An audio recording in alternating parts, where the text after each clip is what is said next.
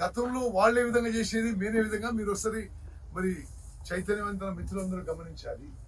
వాళ్ళ హయాంలో మేమేమో డెమోక్రటిక్ గా ఒక యాక్సిడెంట్ జరిగితే రైట్ మేము మా పని కాంపిటెంట్ గా సమర్థవంతంగా చేస్తూ వాళ్ళకు కూడా యాక్సెస్ ఇచ్చినాం. వీడి వరకు ఇప్పటి వరకు 10 ఏళ్లలో టీఆర్ఎస్ సిగ్గుండాలి హరీష్ రావు మాట్లాడడానికి. అది ఇరిగేషన్ మంత్రి అయినా నా మామైనా ఏ ఇరిగేషన్ ప్రాజెక్టు ఏ ప్రతిపక్ష నాయకుడికి ఇంక్లూడింగ్ లీడర్ ఆపోజిషన్ కి చూడ్డానికి కూడా అనుమతి ఇవ్వలేదు. కాళేశ్వరం ప్రాజెక్ట్ కడితే అక్కడ లోకల్ ఎమ్మెల్యే శ్రీధర్ బాబుకి ఆడ చూడ్డానికి కూడా అనుమతి ఇవ్వలే. లీడర్ ఆపోజిషన్ భట్టి విక్రమార్కకి అడిగి ఫోన్ ఇవ్వలే. మేము ప్రాజెక్టు చూడరిచ్చినాం, మేము పారదర్శకంగా అన్ని పనులు చేస్తున్నాం. మరి వాళ్ళేమో వాళ్ళ హయాంలో 1.81 lakh crores ఖర్చు పెట్టి 1.81 lakh crores ఖర్చు పెట్టి నామమాత్రం ఆయకట్టు వచ్చింది.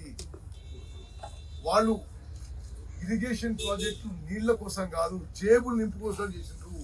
ఈ రోజు డ్రామాలు చేస్తున్నారు. 1,00,000 కోట్లతో కాళేశ్వరం కడితే కూలిపోయింది. 27,000 కోట్లతో పాలమూరు రంగారెడ్డి కడితే 1 ఎకరం ఆయకట్టు ఇవ్వలేదు.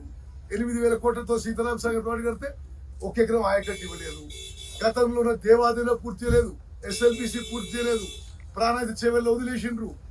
పూర్తిగా ఇరిగేషన్ శాఖని ఇరిగేషన్ ప్రాజెక్ట్ ని సర్వనాశనం చేసిన ఘనత కేసీఆర్ నాయకులు, మరి కేసీఆర్, హరీష్ రావు, ఇరిగేషన్ మంత్రులు, మరి వాళ్ళ ఘనకార్యం అని చెప్పి నేను మనం చేస్తాను.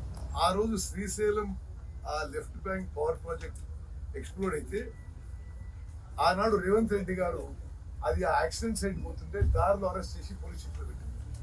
వాళ్ళే విధంగా ప్రవర్తించారు, మేమే విధంగా ప్రవర్తిస్తున్నాం. దేవాదుల ఫేజ్ 3లో చలిబాగు కింద టన్నల్ నిర్మాణం చేస్తుంటే 7 మంది చనిపోతే ఆ స్కెలిటన్స్ 5 ఏళ్ల తర్వాత దొరికింది.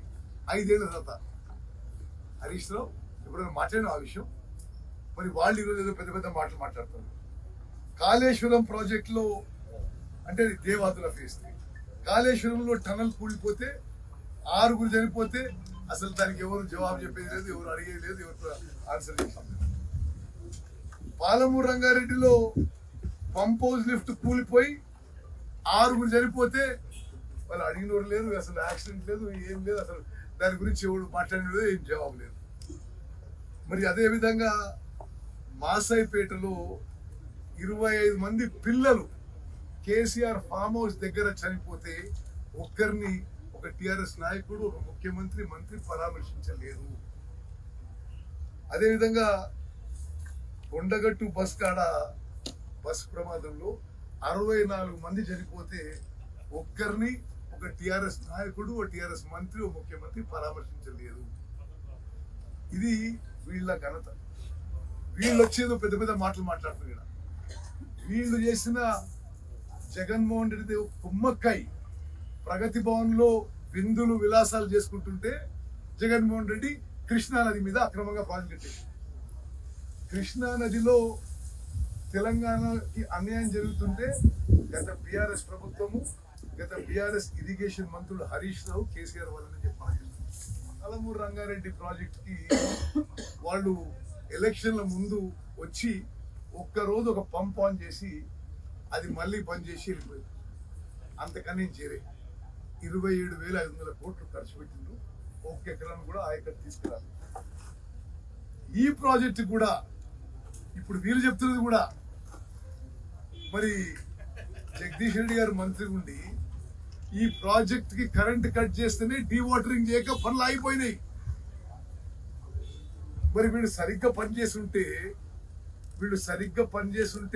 ఈ ప్రాజెక్టు కూడా పూర్తి కావాలి కదా. మరి వాళ్ళు ఈ ప్రాజెక్టు వాళ్ళ హయాంలో వాళ్ళు రాకముందే మొదలు పెట్టిండ్రు. కేసీఆర్ కూడా వచ్చి కురి చేసుకొని పూర్తి చేస్తున్నారు. 10 ఏళ్ల పాటు ఏం చేయలేదు. ఇంకేదో హెలికాప్టర్ అది అంటారు. నేనే పైలట్ని, నేనే అనేక సందర్భాల్లో అనేక విమానాలు తోలుకు తిరిగాం. మాకేం హెలికాప్టర్లో తిరగాలని షోకేం లేదు. మేము ఈ పని మీద మీకు చాలా స్పష్టంగా చెప్తున్నా మీడియా మిత్రులారా, భారతదేశంలో అంతర్జాతీయంగా టనల్స్ విషయంలో, టనల్ యాక్సిడెంట్ విషయంలో ఎవరైతే ఎక్స్పర్ట్స్ ఉన్నారో, ఎవరైతే అత్యంత అనుభవం ఉందో వాళ్ళందరినీ తీసుకొచ్చి ఒక 11-12 మంది ఏజెన్సీస్ ని ఒకే మరి ఒక యూనిఫైడ్ కమాండ్ లో సమర్థవంతంగా మా ప్రభుత్వం ఈ రెస్క్యూ అండ్ రిలీఫ్ ఆపరేషన్ నిర్వహించింది. ఈ బిఆర్ఎస్ బ్యాక్